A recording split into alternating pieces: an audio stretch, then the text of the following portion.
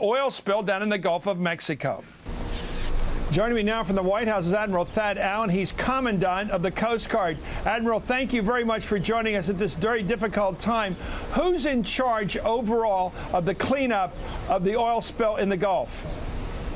At this particular minute, it's Rear Admiral Mary Landry, our incident commander down in Robert, Louisiana. Obviously, she has a reporting relationship back to me, and I have one to the Secretary of Homeland Security.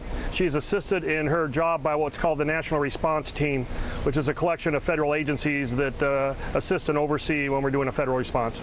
So this is a Coast Guard job right now, the cleanup?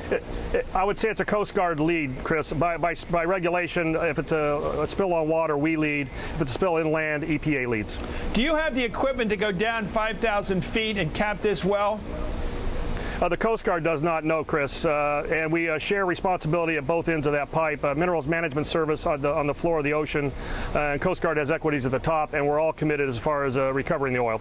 But how do you get down a mile deep into the Gulf of Mexico and stop that loss of 5,000 barrels a day? How do you cap it off? We're trying a couple things, Chris. First of all, when the incident occurred and the mobile drilling unit sunk, there should have been an actuation of what's called a blowout preventer. It's a valve that automatically shuts. That obviously did not close, or it only closed partially. The challenge is to try and stop the leak around that. In the long term, they're going to have to drill a relief well to relieve the pressure and then cap that well. In the meantime, we're trying to deal with the leakage around the wellhead and the riser pipe. We're trying with remotely operated vehicles to fix that blowout preventer and see if we can actuate it. BP is also engineering what we're calling coffer dams. These are domes to go over the leakage that collect the oil that we would then pipe to the surface. There's some difficulties in engineering that because of the depth of water they're operating at, and this is kind of unprecedented doing this type of work at that depth, but they're doing that as well.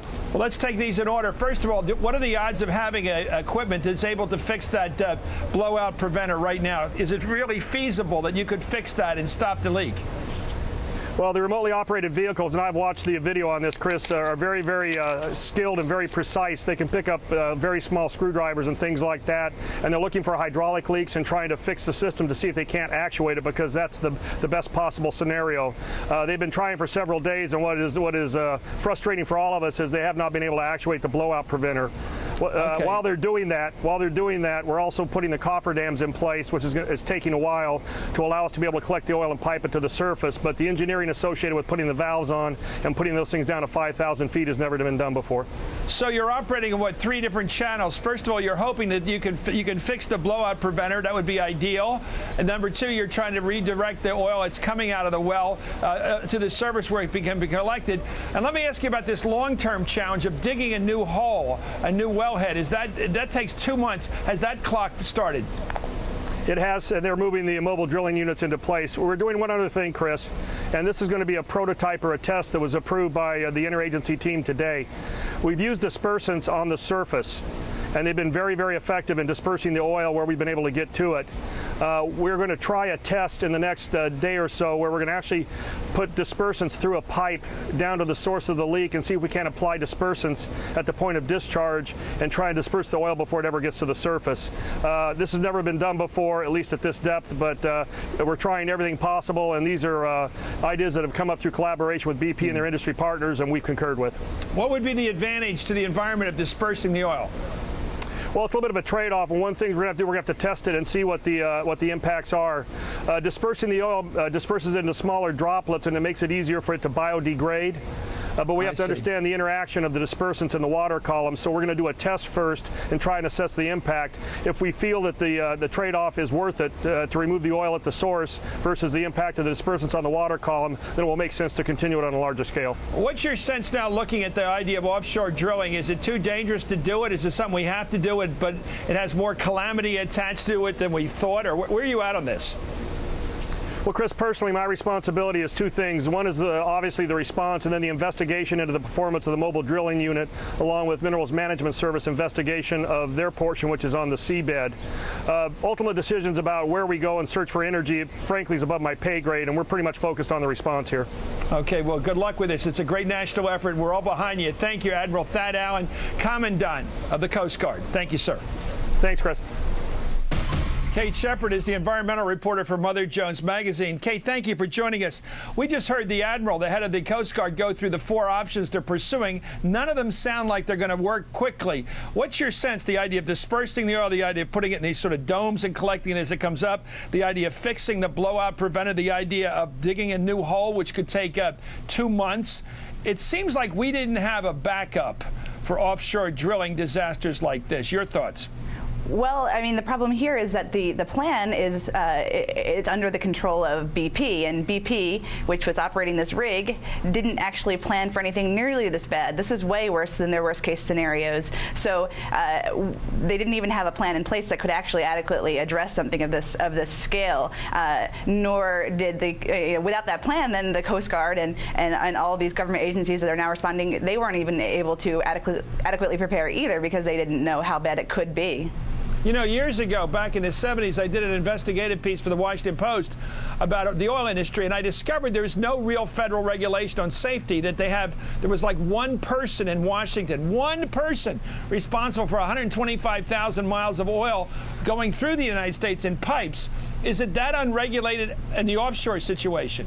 Oh, it's almost all entirely voluntary safety measures.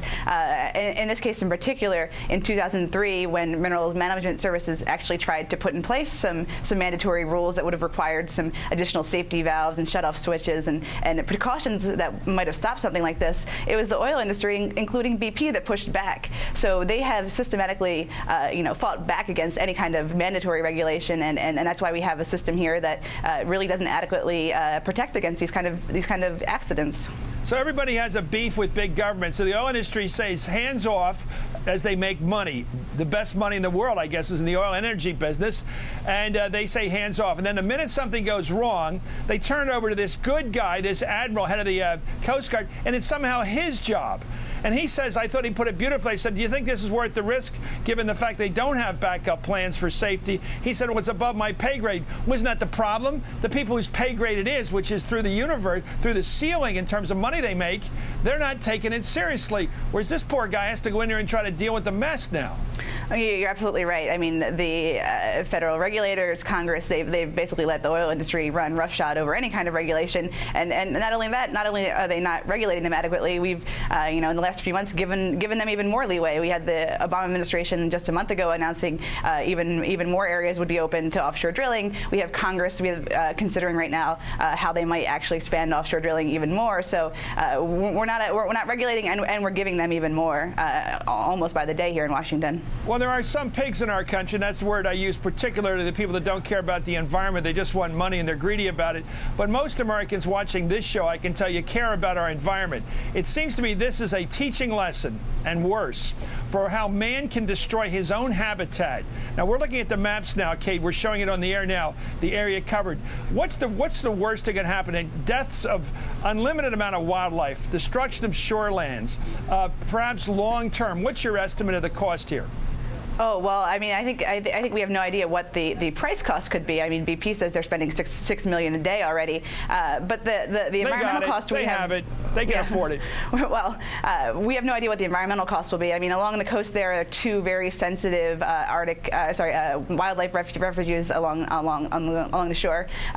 This is a very sensitive wetland area. It's blowing further away from Louisiana. It could be spreading to other states, and there's more oil coming out here than people imagined even a few days ago. It's 5 times bigger, so it very soon could be bigger than the Exxon Valdez. Well, we did the math. If it takes 2 months to clean this up at X many barrels a day, it's going to be 12 million gallons of oil now at large in the Gulf and throughout the world. What does it eventually end up being, that oil?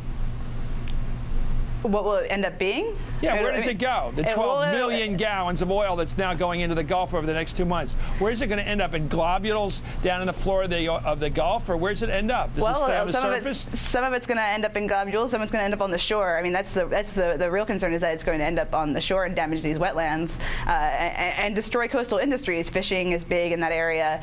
Tourism is big. I mean, it's not just an environmental problem here. It's also an economic problem. Is it biodegradable? Does that oil ever go anywhere? Is it just stay somewhere like the Sargasso Sea? I mean, what does it become? Well, that's what they're using these dispersants for, to try to speed up the biodegradation here. Yeah. Hey, Kate, thank you. Good luck with this. Kate Sheppard, Mother Jones, it's good to have you on tonight. It's a bad night to have you on, but it's good to have you on. Coming up.